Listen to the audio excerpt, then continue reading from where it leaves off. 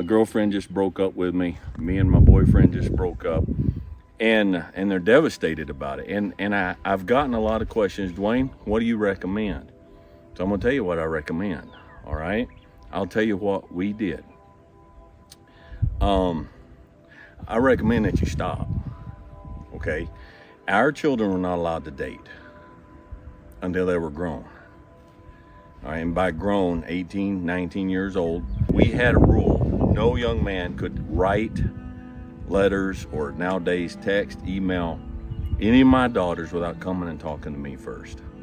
And I'll go into detail about that. And there were young men that came to me and I said no. And then they've come back, a couple years later, how about now? And I said no. Both those young men are now married to my daughters, and they have good, strong marriages. And I believe one of the things that has helped them have good, strong marriages is the fact that I said no. I told them, I said, look, you're a young man of good character.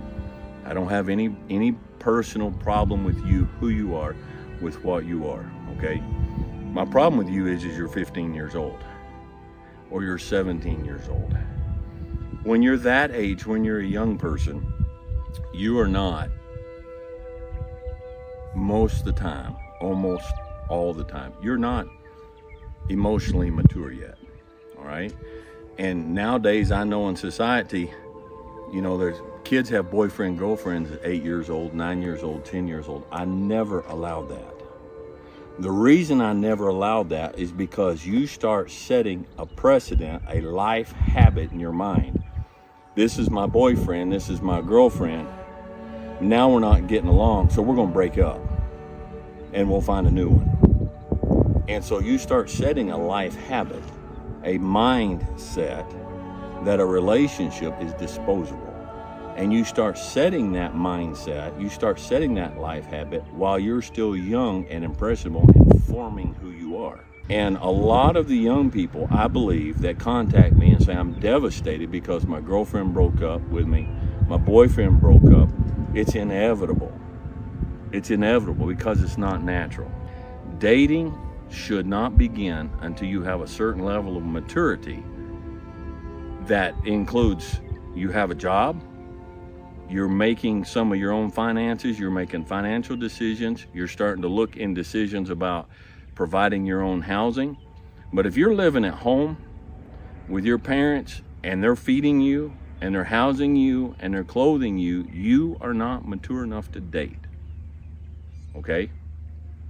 So my recommendation is stop the dating.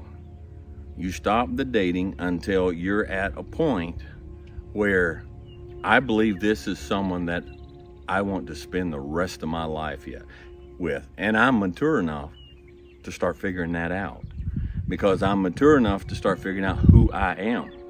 And they are mature enough to start figuring out who they are. And so now we can start making logical decisions about, is this going to work? Is this not going to work? And so dating should simply be a time to make double and triple sure that this is someone that I want to spend the rest of my life with. It should never be something where this is someone I have a lot of fun with and we like hanging out, and so we want to hang out with each other exclusively until we don't.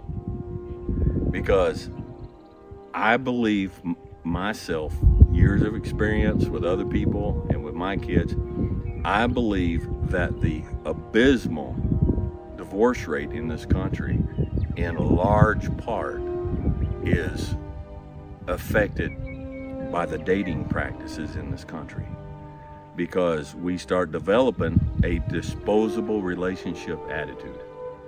Relationships are disposable. If they make me mad, if they don't pay enough attention to me, if they move on, if this happens, no harm, no foul. There is no divorce. We just get a new one. We just dispose of this relationship and we get a new one. And that becomes a life habit. And so now people get married and they treat marriage to a degree. After a while, they treat it just like they've done their whole life with dating. That I'm not happy with this anymore, and I don't feel the need or the desire to put the work into this to make this thing last, because I never have. There's a million fish in the sea. I'll just go find another fish.